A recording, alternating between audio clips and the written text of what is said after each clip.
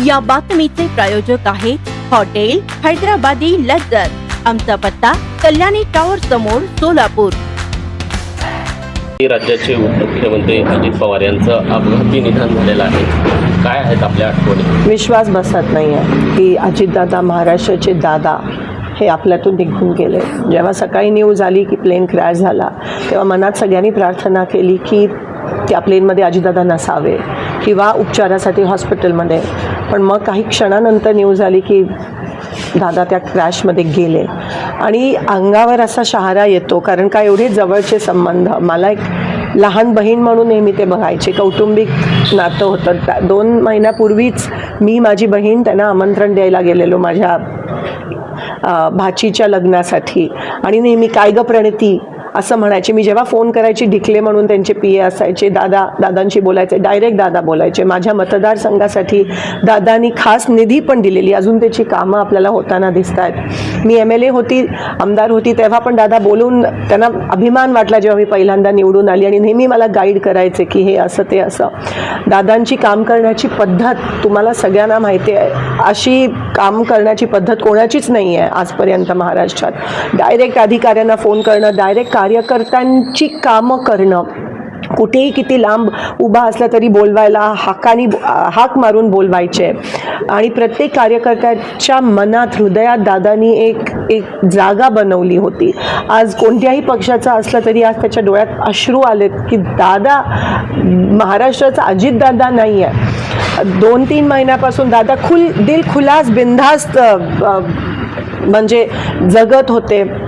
जिल्हा परिषद इलेक्शन्स आहेत, दादा एक वेळेसाठी खूप पर्टिक्युलर होते। जर 9ला मीटिंग असायची तर 9ला 10 मिनटं असताना ते तिथे उपस्थित असायचे आणि सारखं एकदम हेक्टिक लाईफस्टाईल।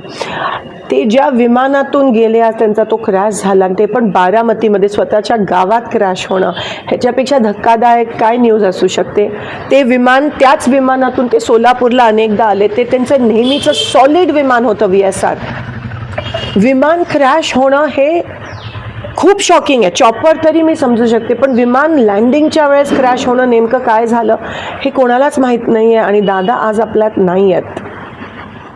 कुठेतरी आपण पाहतोय की तुम्ही त्यांच्यासोबत मंत्रिमंडळात पण काम केलेलं आहे आमदार म्हणून, काय त्यांच्या आठवणी? मी पहिल्यांदा आमदार झाली 2009 मध्ये, तेव्हा दादा बघितलं मला विधानसभेत आणि अभिमान वाटला त्यांना। तेव्हा मी सगळे एकत्र होतो आणि तेव्हा दादांचं स्वप्न अनेक वर्षाचं मुख्यमंत्री बनायचं, पण कधी कधी ना मुख्यमंत्र्यांकडे कमी आणि दादांकडे आम्ही जास्त जायचो आणि हक्काने ते बोलवायचे, बसवायचे, काम निधी द्यायचे प्रत्येकाला, कार्यकर्ता असेल, आमदार असेल।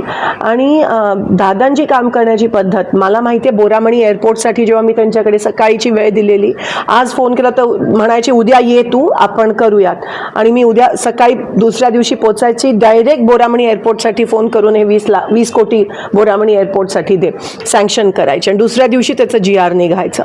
हे विकास कामाबद्दल त्यांना एक जी जाणीव होती ना, कधी स्वार्थ आणि एक घाव 2 तुकडे, जे काय ते तोंडावर बोलायचे, दिलखुलासपणे बोलायचे। एकाला जर एकाचं काम करायचं असेल, कोणत्याही पक्षात असते तर ते दादा काम करायचे आणि ह्याच्यामुळे त्यांच्यावर टीका पण अनेकदा झाली, पण दादांना त्याची पर्वा नसायची। आज पण ते ज्या पद्धतीत आपल्या लोकांसाठी, त्यांच्या लोकांसाठी वन फिरायचे प्रचारासाठी, कोणी बोलवलं तर लगेच जायचे, फोन उचलायचे, हे तुम्हाला दिसणार नाही अनेक लोकांमध्ये महाराष्ट्रात। आणि म्हणून आज एक खूप मोठी पोकळी निर्माण झाली आहे, कारण का दादा गेले, विश्वास होत नाही आहे।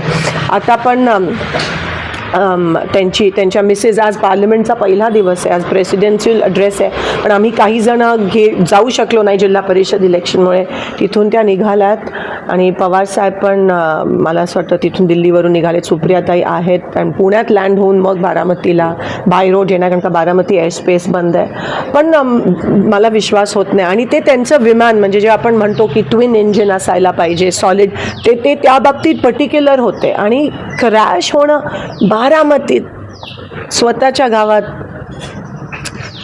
खूप मोठा लॉस महाराष्ट्राचा।